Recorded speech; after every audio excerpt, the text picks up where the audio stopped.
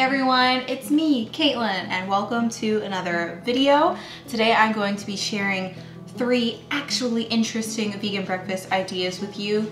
I will preface this by saying one is oatmeal, but it's dessert oatmeal. So to me, that is interesting. Dessert oatmeal as in it tastes like dessert, but we get to eat it for breakfast. Either way, whether you're a sweet or savory lover, there is something here for you.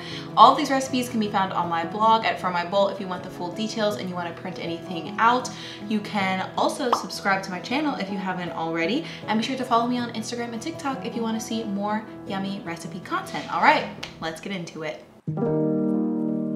First up, we're making some vegan banana bread scones. I love banana bread, and I was like, how can I turn something else into banana bread? So I thought scones would be a great idea. They're rustic, they're cozy, they're perfect for a snack or a breakfast with a hot cup of coffee.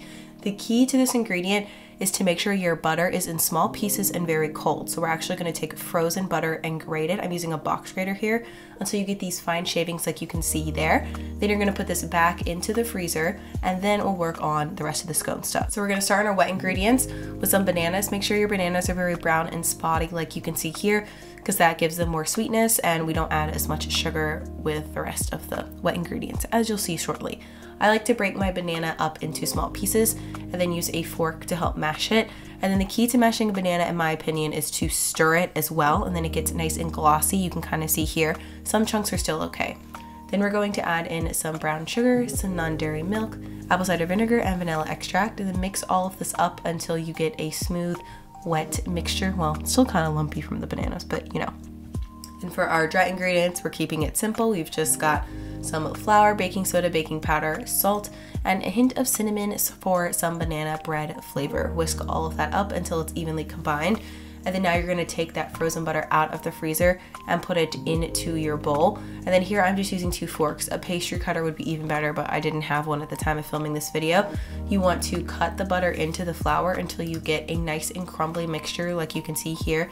The butter should form pea-sized pieces. You don't want it to be smaller than that or bigger than that. I mean, you can mess around a little bit, but basically you want a crumbly mixture. Then after that, we're going to go ahead and add our wet ingredients to the dry, as well as our crunchy ingredients. I'm adding both chocolate chips and walnuts. You can do either or. I personally love the bite of the chocolate and the crunchy buttery texture of the walnut, but you do you. And then you're going to keep mixing this until most of the flour has absorbed. It's not going to be completely evenly mixed like you can see here, but that's okay because we're going to shape our scones now. So then you want to flour a clean surface. I'm just using a cutting board, and you're going to turn the dough onto the surface.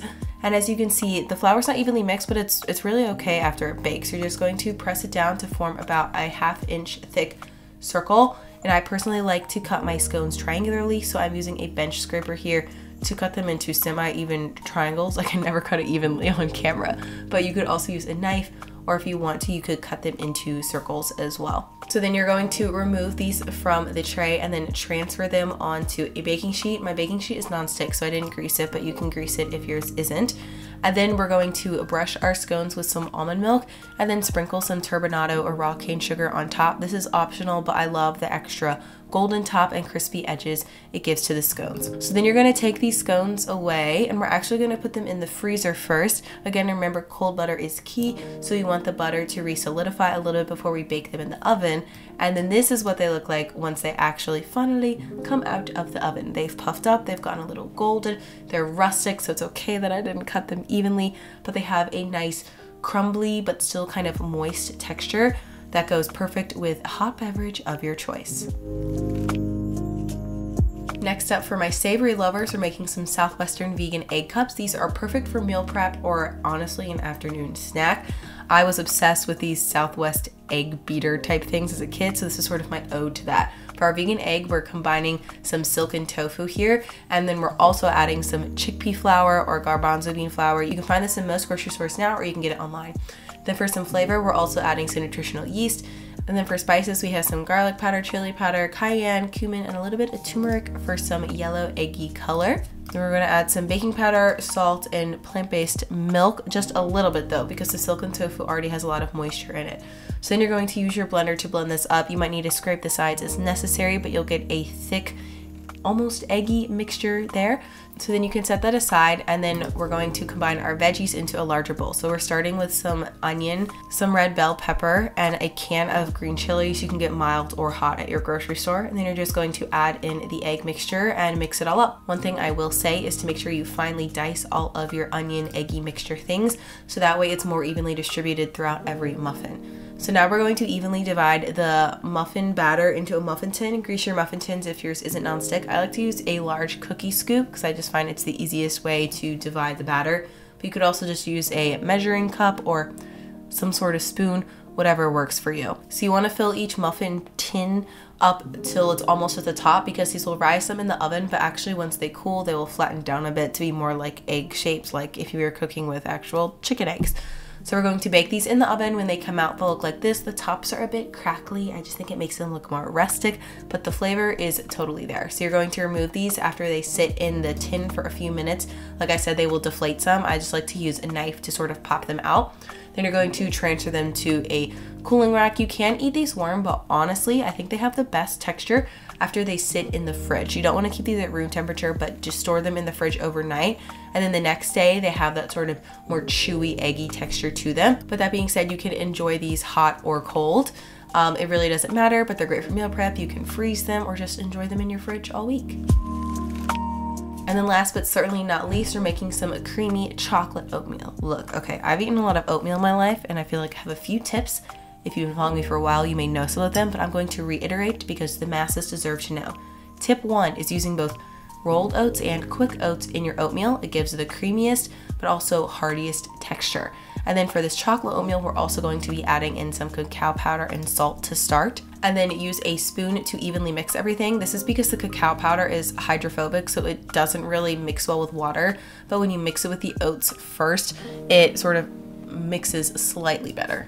Also, I'm dry toasting my oats for a little bit first. This just enhances the flavor later on, but it's totally optional if you don't want to do that and you're more pressed for time. Now it's time to add our liquids. The other key here is adding more liquid than you think you need. If you want it extra creamy, you can use all plant milk like I'm doing here, or you can do a 50-50 mix with plant milk and water. And then for sweetness, I'm using maple syrup, but really any sugar will work here. You can use cane sugar, you can use brown sugar, just equal parts. And then we're also thickening up our oatmeal with some chia seeds and adding some vanilla extract, which I think just enhances the chocolate flavor.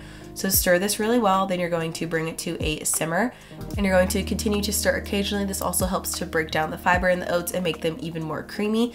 And then cook them until the texture is slightly before you want it. That's because the oats will continue to thicken as they cool. So if you want your oats super runny, don't cook them as long. If you want them super thick, you can just cook them until they're, maybe a little bit runny. So at that point, you can go ahead and take them off of the stove. And then I have a chance to add chocolate to my breakfast, so why the heck not? Here I am chopping up some more chocolate. I actually recommend chopping up a chocolate bar versus chips for this recipe because the chocolate bars don't have food wax in them. So when you pour them onto your oatmeal, or sprinkle them, I guess, they get nice and melty. So here I'm just serving it up with some raspberries and some nut butter, but you can really do anything. I have even more flavor suggestions on the blog if you want to check it out, but this recipe is so delicious and you really should try it out.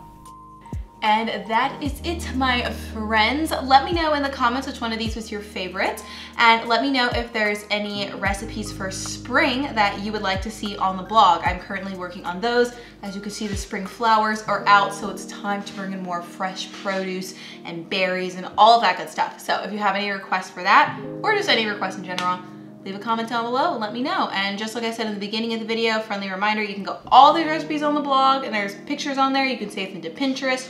You can print them out, hang them on your wall as a poster. Probably not, but you know what?